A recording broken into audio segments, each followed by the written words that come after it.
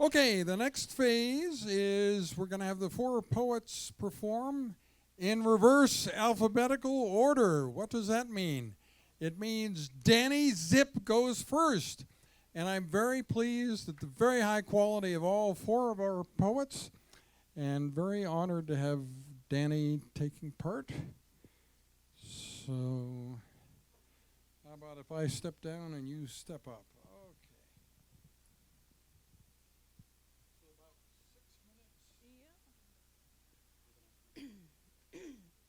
Oh yeah, I got enough room. Hello. Yes, I'm going to perform three short poems, a trilogy. The first one is called The Voice of God. I have to take off my glasses so I can see. A part of me is dying with the slow, painful realization of your death. Is it God when I hear your voice? Afterlife of you speaking to me with such gentle persuasion, such love in every intonation, nuance of tenderness at every turn. Your voice came to me today, 1 month after you passed away, saying, "Always keep the sunshine in your heart, my darling." I began to cry as images of you flashed by. You as a handsome young cavalryman, evolving into you as a rig pig, a farmer, a teacher, the lover of my mother, a refined intellectual activist.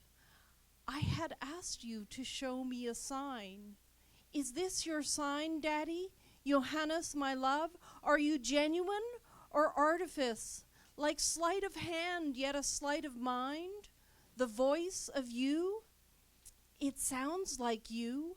It feels like you in my heart. I want it to be you in my soul. The iconic bearded white man in the sky? Or you? Is it God speaking to me through the collective consciousness in a voice of oneness? Is it my mother throwing her voice and reaching deep with love? Is it universal love? Is it a foolish love? Such love must be real. Such intelligence must be real to be able to project across dimensions, interloping in the most devious of ways, a master at manipulation and magic.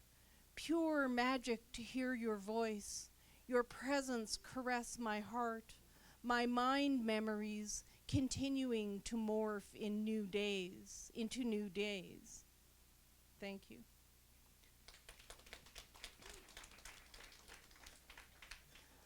The second poem is called The Voice of Consciousness. Where does consciousness reside? In the brain? In the heart? Or is it outside ourselves? Can we store our consciousness, download it to the cosmos, and live forever? Give ourselves a new body, easy to repair, no need to style your hair, essential ablutions a thing of the past. Become a robot with your personality, your thoughts, your abilities, your je ne sais quoi intact. In 2045, scientists predict we will be able to download our consciousness, but they assume it resides in our brain. I think consciousness is bigger than that. It's part of everything.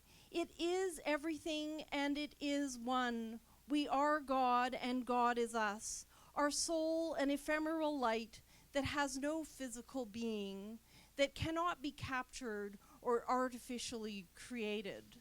If all 7 billion people on the planet downloaded their minds into robots, we would become a world without soul, an artificial version of who we once were, a mechanical miasma of nuts and bolts ringing with an emptiness that cannot be filled. As much as I would love it if my dad were still here physically, I believe his soul exists in the universe in a way that is beyond my imagination. His soul is the essence of life, beyond man's ability to recreate through artificial intelligence. Thank you. And